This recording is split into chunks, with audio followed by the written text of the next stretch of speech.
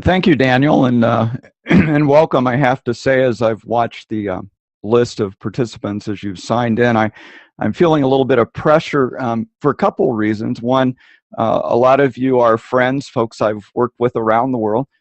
It's exciting to see Vietnam, India, Nepal, the Netherlands, all represented, and so it puts a little bit of pressure on me. Also, knowing that some of you we've been colleagues, and you've mentored me, and maybe I've mentored you.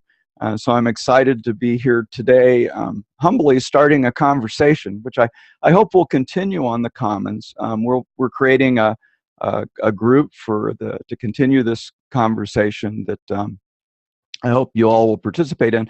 And I want to give a big thank you to Daniel and especially in Lucas. You saw them briefly. The magic behind the technology today is Lucas keeping us on track. He's our computer whiz at visionSynergy, and Daniel's been keeping me on task, helping with the PowerPoints and reviewing what we're going to be discussing. So even our webinar today is a collaborative effort, and I'm humbled to have been selected as a spokesman. Mentoring is a very important topic these days. Some of you joining us today, I know we're at the Lausanne Young Leaders Gathering. You know that the mentoring structures that were discussed there, and some of what I'll be presenting actually comes from interviewing participants at the gathering and their reflections on the mentoring process that was presented there. I also excuse me, was recently with the International Partnering Associates, and there's been ongoing discussion about how do we mentor next generation leaders, how do we sustain the collaboration movement, and all those are going to factor into my presentation. As I began, I was humbled to think back in my life over the various mentors that I've had, both formal and informal. I was telling Daniel and Lucas this morning, it may go back even to when I was 12 years old, and a children's pastor at our church was helping me with my Boy Scouts God and Country Award, which for those of you who aren't familiar, that's a merit badge that young men in the Boy Scouts work on, that focuses on study of Scripture, focuses on the character building and such. And so each week we would meet and really just share and talk about what was going on in my life, how I was trying to live those things out. Along the way, I've had professional mentors, formal and informal, specific mentors. Phil Butler at visionSynergy has been one of those who's mentored me in collaboration. Jim Bowman mentored me in the orality movement and along the way. So I'll be sharing some of those things as we think about intentional mentoring for collaboration. Is what I really came to realize in the core of this webinar is that mentoring is healthy mentoring. I want to put that in there. Intentional healthy mentoring should be a collaborative process. So that it begins with really two key assumptions: that collaborative mentoring, healthy mentoring, is a partnership. It's a two-way collaboration of two individuals who come together for mutual learning. And I really want to emphasize that it's mutual learning. One of the things I heard as I interviewed people about mentoring is often a mentor thinks they're the expert and the mentee is the learner. But in healthy mentoring, it should be a dialogue and discussion. And in collaborative mentoring, both parties, the mentor and the mentee, are in a learning community. And that made me think, if healthy mentoring is a partnership, what if we begin to think about a model of collaborative mentoring that's based on partnership development, network development? And those of you who are familiar with visionSynergy know that we're all about how do we develop healthy partnerships. And so for this presentation, I've gone to our pocket guide of partnership development, and you'll be hearing things that probably will sound familiar to you. Mentoring is important because it's a process that we pass on experience, expertise, and hopefully lessons we've learned with each other, so that the next generation, or even just peers and colleagues, don't have to make the same mistakes that we made. Mentoring is a process that helps us continue to learn and grow, both the mentor and the mentee. And mentoring is a way we live out life in community and relationship. And in that relationship, I would say, is how we equip each other for God's service. There are a lot of benefits from collaborative mentoring specifically. Many of you I know are working in networks and partnerships around the world, and so mentoring is essential to network growth. It's how our networks and partnerships become resilient and sustainable. And mentoring will increase the capacity of our networks to serve God's kingdom. Now, I did want to talk a little bit about the difference between collaborative mentoring and coaching and what I would call advice giving. A lot of times, if you're not careful, I would say that mentoring can slip into advice giving. Someone comes to you for advice. We're all humbled. I mean, my wife will tell you, as soon as somebody says, "Tim, what do you think about this?" My ego's been stroked and I'm pretty excited about it. But that's not what we want to be talking about with collaborative mentoring. Mentoring should be this two-way conversation. Coaching and advice giving by nature are top-down, very instructional. And so we want to make sure we're not thinking about just top-down coaching or advice giving. That can be a part of mentoring, but it shouldn't be all of mentoring. Healthy mentoring is not about cloning yourself. You know, a lot of people are maybe it's our ego that says, gee, if everybody were just like me, and if I mentor a mentee, then tomorrow there'll be another Tim Brown in the collaborative space. And that's not healthy mentoring. In the International Partnering Associates conversations, we came up with the phrase is, healthy mentoring is about replication, not duplication or cloning yourself. It really is, how do we replicate, how do we extend the passion for collaboration that results in multiplication, not simple addition. That is, as we mentor people, as we work together, they should hopefully get the passion for teaching others, and that multiplies our work for the kingdom. Also, I would say mentoring is not just about telling in the conversation, but it should have a showing element. The mentor and the mentee should be in a relationship that's close, where the mentee actually experiences and learns by watching how the mentor goes about collaboration development. That's going to bring us to our first poll. We'd like to find out of those on the call who is being mentored by somebody, who is mentoring someone, and if you're just not in this process yet, that would be the third option. So you should see a poll on your screen. If you'll just take a minute, think about that, and Lucas will monitor and let me know when we've got enough of you responding for results.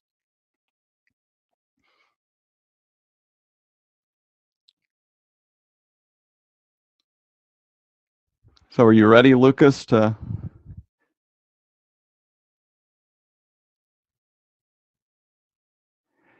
Oh, good question. Is it collaboration mentoring or mentoring in general?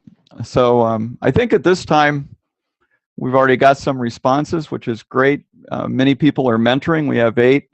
5 are being mentored, and 5 are not. And you know, Carl raised a good question in the chat of, is it about collaborative mentoring? And at this point, you know, we do want to focus our webinar on collaborative mentoring as opposed to general mentoring. So if we want to move on, you may be asking, why should we use a partnership model?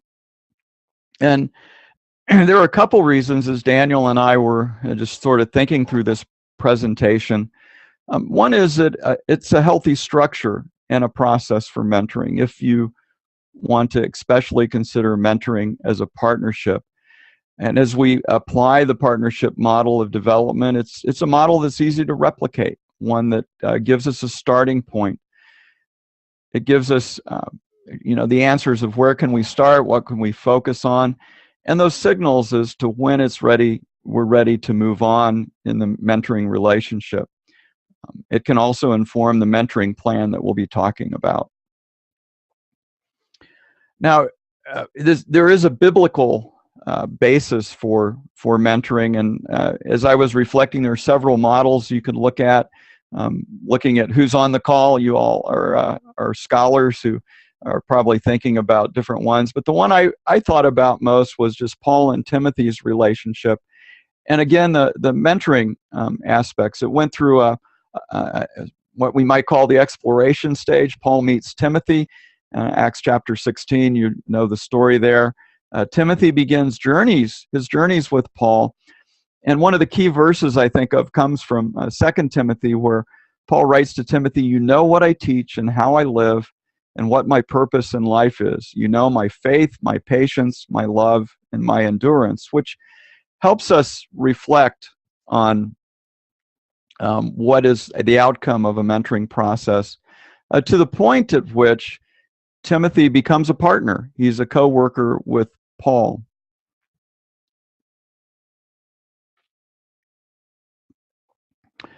So as we've been thinking about this, what if we apply these three traditional partnership development ideas to mentoring? You know, the first stage is exploration. What's possible together? And then the mentoring relationship moves to formation. How will this work for both of us? And finally, the operation stage, where we're all going to be implementing and working together. This is a great illustration Daniel found, sort of the bump and fists. You know, how do we meet? And so what's going on in the exploration stage? The possibility, maybe there's awakening of a desire to be a mentor or a desire to be mentored. Is there a mutual interest in value? There's a preparation part of exploration. Is the heart open? Is your mind willing? Are you able? Obviously, prayer is a key during this stage. What might God want to accomplish through us being in a mentoring relationship? And to think about the purpose. What should the mentoring relationship focus on? What might be the desired outcomes?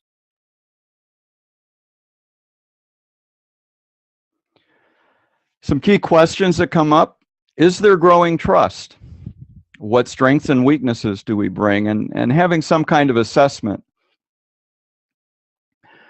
I want to land there just a minute, because sometimes, you know, mentors think they're perfect. I mean, I sometimes think I am, but we won't go there. And we all bring strengths and weaknesses as mentors and mentees. And in a healthy mentoring relationship, just like a healthy partnership, we have to be willing to admit our weaknesses and confess to each other and hone in on our strengths. And this is really where I would say a mentor learns from their mentee. The mentee can bring strengths to the relationship, and we learn from each other. There is a question in the exploration stages: can we work together, and will our working together bring value? Sometimes I've had people approach me that want to be mentored. Sometimes I've approached people I wish would mentor me, but there were situations at the time that it just wasn't right. It could be capacity of time. Some mentors that I was seeking just didn't have the capacity to include me in a conversation then. And sometimes it's distance. You know, it's interesting. I was asking people if you could mentor long distance, and it was about 50-50. Some people said, I want to mentor a mentee relationship in my own town. And I had some people say, you know, it's really impossible in my context, in my culture, to have the deep trust with somebody who's living in the same city. So we need to, you know, think about those things. How can we work together? Can we bring value? Do we have enough time?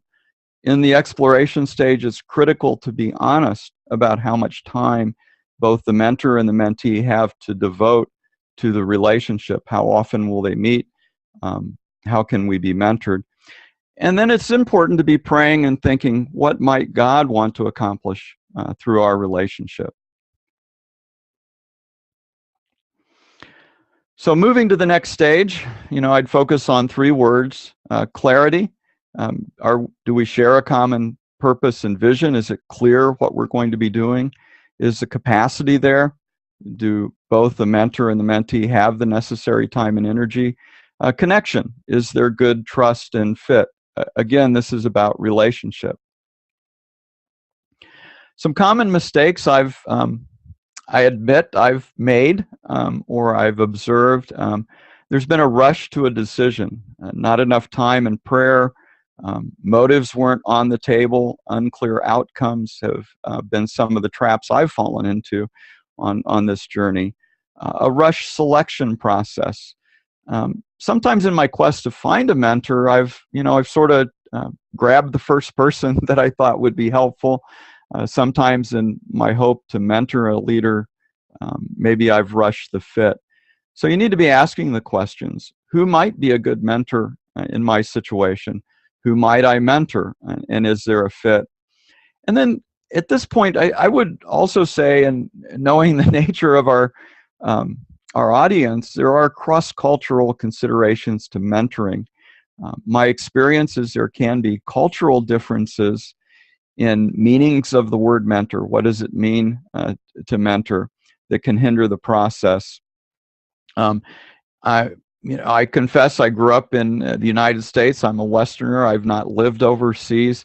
I have worked mostly in South Asia, mostly in India, but some in Africa. And I've had a lot of younger leaders come to me and say, Tim, I want you to be my mentor. And as we explore what that means, I have to be clear in the conversation, because I hear that they want me to be their sponsor, and sponsorship can be different than mentorship. And in the research I was doing, even in the United States, some business leaders were talking about the distinctive between someone who sponsored them inside the organization, someone who opened doors for them, versus somebody who was really mentoring them. As we think of honor shame context, we've had a conversation on Commons about that, and some people are looking for patrons. They want a mentor to be their patron. Again, opening doors, helping them advance their careers. So it's really critical, especially in cross-cultural mentoring, that you have open and honest conversations and are setting clear boundaries. And during the exploration stage, that needs to be included. Then we move to the formation stage if we've had a successful exploration. So what's going on in the formation stage? Negotiation of expectations and commitments. Again, clarity of expectations. I would say some of my failures, both as a mentee and as a mentor, have come just because we didn't really clearly identify the expectations that we were going into that. And I take the blame for my side of that. They were my failures, as I wasn't always honest and clear with my expectations. You need to be planning the logistical details, scheduling, communications, accountability, and feedback processes. As our technology becomes more global, we see mentoring across long distances. There's some articles that I can send people. We'll put them in the discussion that get into the conversations of how does technology impact mentoring. During the formation stage, you do need to work on specific, achievable, measurable outcomes. What is it this mentoring is the hope for accomplishments? And of course, during the formation stage, you're building the relationship, because mentoring is about relationship. Key questions. Can we agree on expectations and commitment level, the mentor and the mentee? Do the logistics work? I've had people in other time zones, and I've just had to say, this isn't going to work because we can't really find the right times to meet. Or I've encouraged them to find a relationship within their culture. Can we identify these specific achievable outcomes? Is really critical. And is there mutual respect? I think that's very important, that the mentee respects the mentor, and the mentor has to be respecting the mentee. Is the relationship and fit strong enough to allow for the transparent and tough conversations? Does each person bring value to the process? You're ready to move on to the next stage as we follow the partnership development model when we have, or when there is clarity on the mentoring commitment and expectations. There's agreement on the mentoring process and logistics. There's clearly a commitment from both sides, and growing trust and willingness to listen to each other, respect for the values and strengths each are going to bring into the relationship. Common mistakes during formation stage for mentoring-mentee relationships are very similar to what we would see in partnership development. Lack of a clear plan, unexpressed expectations that aren't clarified, overcommitment. My wife will tell you that's easy for me because I'm an extreme extrovert in the West. I love talking to people, and it's very easy for me to overcommit. So I have to manage my time on both sides of this relationship. I've also seen a lack of humility and a willingness to really listen and learn from each other. Good mentoring requires deep listening, being able to communicate clearly, listen deeply to each other, clarify, and move on. And I have seen some failures where the listening just was the breaking point of a good relationship. There needs to be accountability. And it goes both ways. I was in one relationship once where the mentor got very busy, and I was eager to continue our conversations, but they just didn't have time. And so we had to say, how are we accountable to each other? Sometimes there is a lack of respect or trust, or a break in trust. I've been in relationships where, life happened and trust got broken. If there wasn't deep trust to begin with, restoring trust was really critical. And then at some point, there may be a lack of mutual value as things change over time. Values might change. Which brings us to a second poll we'd like you to take. If you've been in a mentoring relationship, either as a mentor or mentee, how did you know that a mentoring relationship was going well or is going well? Now, we've put 5 choices up there for you to choose from, so just take a minute and reflect. My memory is you can check all that you think applies. No? Or you can only check one. I'm getting a head nod on my other screen that says, so pick one. What was the most of this list?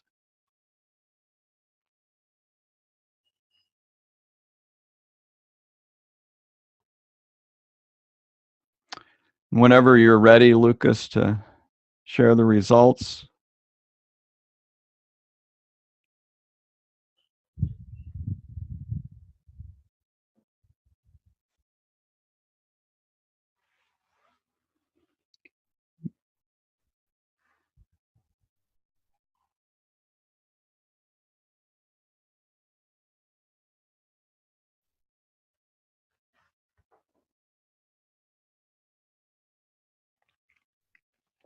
Okay, so those should be up on your screen. When Daniel and I were putting together this list, feels comfortable and easy, which 3 of you selected, and to me, I think that's one of my signals that things are going well. But I have to be careful, as Daniel reminded me, that in a healthy mentoring relationship, there may be a little bit of stress, as the Bible says we spur each other on to good works.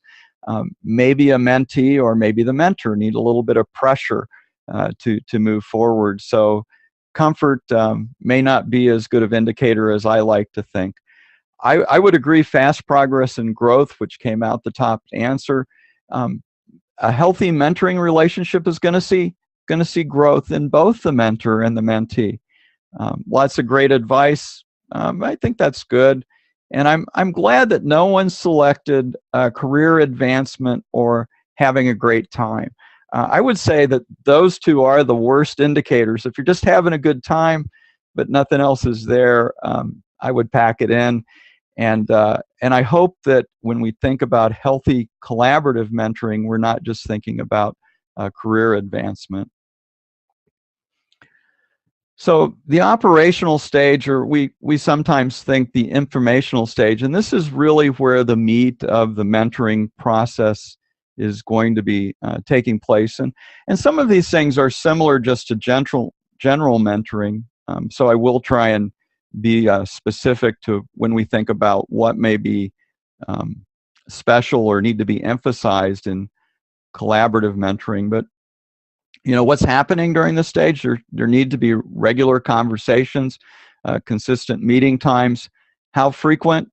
When I polled people and said, how frequent should a mentor meet? And I had people say, I want to see my mentor, my mentee, twice a week over lunch and dinner. And other people said, if we get together once a month, that's going to be good. So you just have to agree of whatever is right in your context.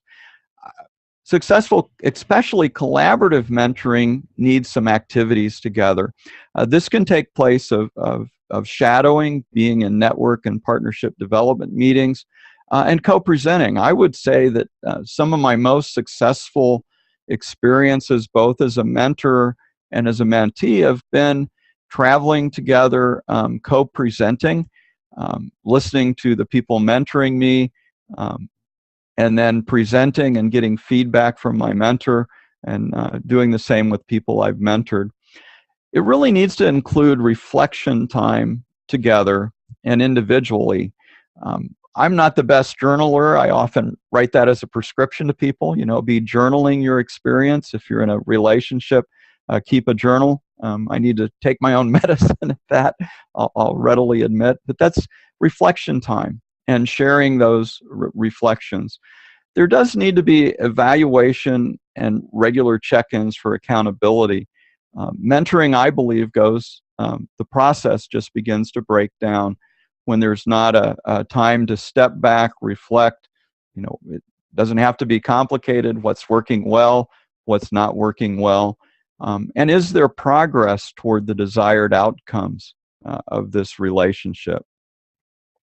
Key questions, are we meeting together, talking, working together regularly? There's the same commitment level that we started with? Have things changed? Are we following or mending our plan, growing, learning? I've become a real advocate of this energizing or draining. Is it helping me feel energy, or is it just sort of a drain? And if things become draining, you really need to stop and say, what is it that's draining the energy here?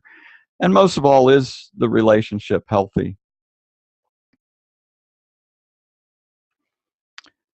When we get to the operational stage of mentoring, there does need to be there's always a starting point, but there does need to be a discussion on when is it finished. And some of the comments I received as I've talked to people were, maybe a mentor feels like they've given all they've got. They don't really have anything else to give intensely in the relationship. Or maybe the mentee feels they've received what they needed. Their expectations have been met. You need to measure, are the goals that were set, are they achieved? If they've been achieved and there's not new goals to be set, then it's good to say this is time to change and prayerfully release. There is this release in the mentoring cycle. Release the mentee, release the mentee to mentor others, release the mentor to mentor others. And also, life happens and circumstances change. There can be a job reassignment, there can be family growth, and you just need to recognize when, and with integrity and with prayer, understand how to release this relationship, but continue the friendship. I have to confess, that first mentor I told you about when I was 12 years old, Roger's now in his 80s, lives in Lafayette, Indiana, and whenever I'm there, we talk on the phone and we connect. So continue the friendship. Common mistakes, not discussing changes in circumstance. As I mentioned, priorities change, commitment levels, energy, health issues come up, family issues come up, and so you just need to be constantly monitoring what adjustments to make. There can be relationship breaks and broken trusts in these deep relationships. In a mentoring relationship, trust and confidentiality is important, and we all sometimes we're sinners and things don't go the way we intended, despite our intentions. Cultural differences. I've been in a few situations where, try as we both did, it just didn't work. Continuing too long, sometimes recognizing that it's time to end is a critical stage. And then if the benefits begin to flow one way, in other words, it just feels like one person's giving and never receiving on either side, either the mentee or the mentee. So those are some common mistakes.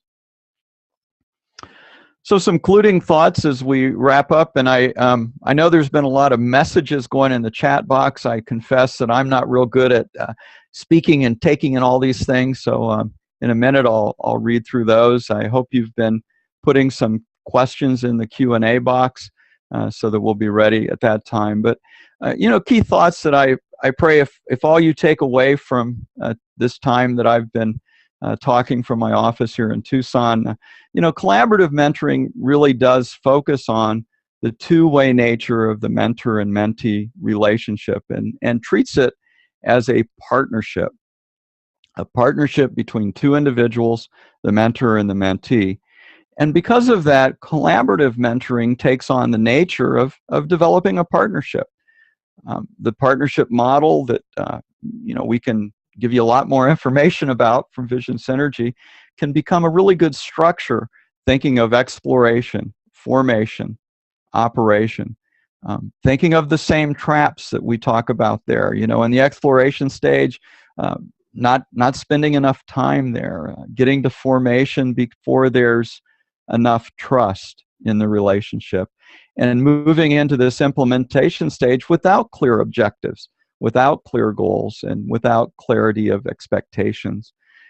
Mentoring is very relational, and so I would encourage you around the world to keep reminding folks like me that it's not just about the task.